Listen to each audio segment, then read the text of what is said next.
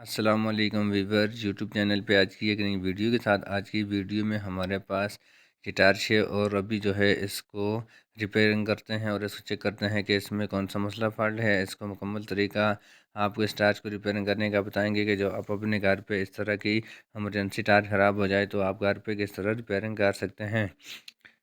ये देखें, अभी जो है ये कस्टमर ने लाया था कि इसको ये ख़राब हो गई है, ये काम नहीं कर रही है। अभी जो है इसको हम चेक करेंगे और उसके बाद आपको बताएंगे कि इसको आप अपने घर पे किस तरह रिपेयरिंग कर सकते हैं। बहुत ही आसान और इजी तरीका है। ये देखें, चार्जिंग पे लगाते हैं तो फिर ये ऑन हो जाती है और उसके अलावा ये काम नहीं कर रही।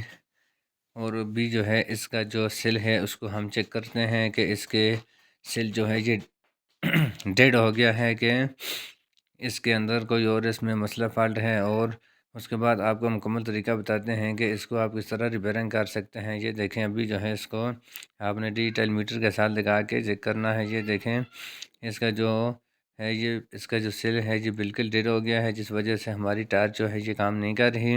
उसके लिए आपके पास DC 12 वोल्ट की कोई भी चार्जिंग हो, अडाप्टर हो या कोई भी इस तरह का बैटरी वगैरह हो तो उसके साथ आपने इसको थोड़ा बहुत झटका लगाना है।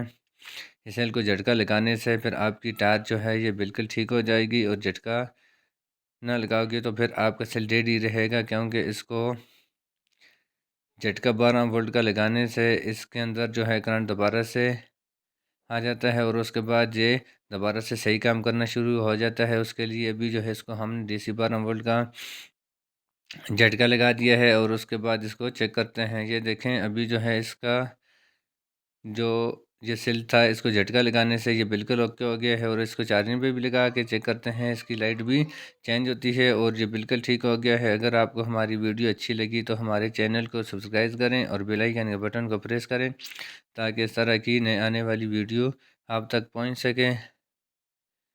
ये देखें, अभी जो है इसको आपने चार्जिंग पे लगा के इस तरह छोड़ देना है। खुदा हाफिज़, पाकिस्तान जिंदाबाद।